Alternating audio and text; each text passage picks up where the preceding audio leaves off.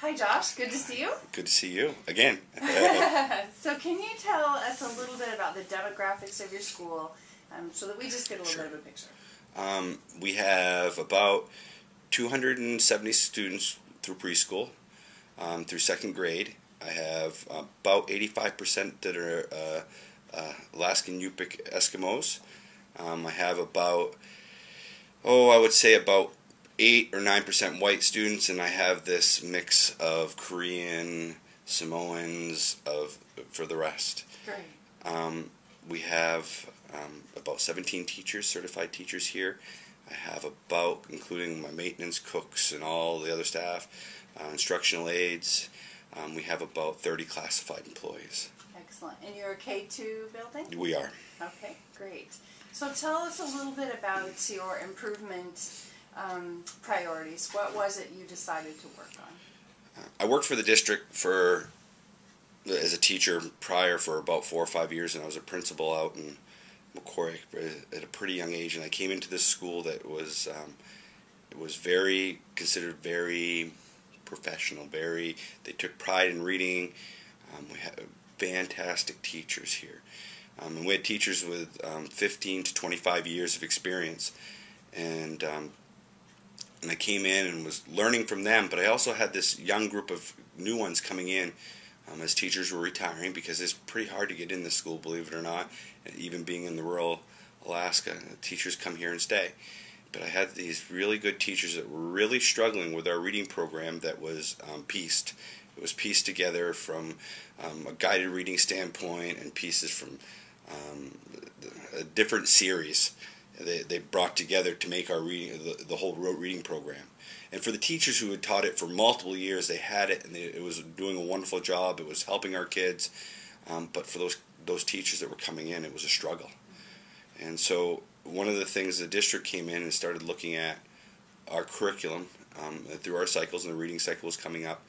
And one of my big pushes for the district was to come up with a curriculum that we could take and use for, be able to open the box, and the teacher could get all their resources right there in one spot and not have to figure out from all these different pieces what to use. And the other aspect was we were looking at interventions, and we were pulling from interventions from all over the place too. And we were doing, I call it a buckshot approach to intervention. We knew the kids needed help, so we stuck them in intervention. We didn't give them any diagnostic. We didn't give them anything. We said, you need help. Here's the magic key. And I can to today remember sitting down and looking at a teacher in a CSI meeting, which is our Child Study Investigation Team, or a local word for RTI, and the teacher said, this isn't working. What are we going to do? And I can sit there fumbling through my head going, I don't know. I don't know. And really, I think that was a real big push for us for RTI. I think it was driven not from me as much as it was from the staff. Excellent. So you identified the problem of a piecemeal reading series.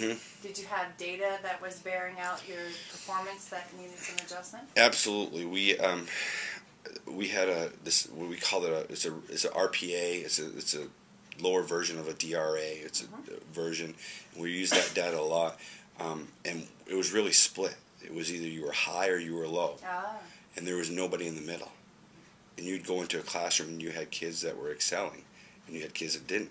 And honestly, if you looked at the demographics of who was succeeding and who wasn't, you were putting kids into races. And I mean, and the natives around here were that had that didn't have a strong language background were the ones that were struggling. From a principal standpoint, I recognize a need for change. And so I started real slow. I knew my staff well. I knew who were the leaders in my staff and who were going to go out, and if they spoke up, it was gospel. And that's the way it was.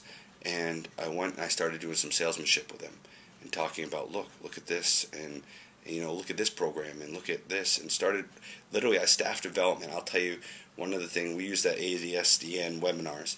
And it's not always as much the webinar as it is the group of people. We always do as a group in a room. I got a little projector in my office. We slide it down. We put a projector up, and it's a conversation that is spurred at those ASD webinars that get them going on the changes in our school. And everybody's like, well, how do you get them there? I just pay for their credits. All teachers need credits to recertify. I pay for their credits. And I'll tell you, that money has benefited the school a lot.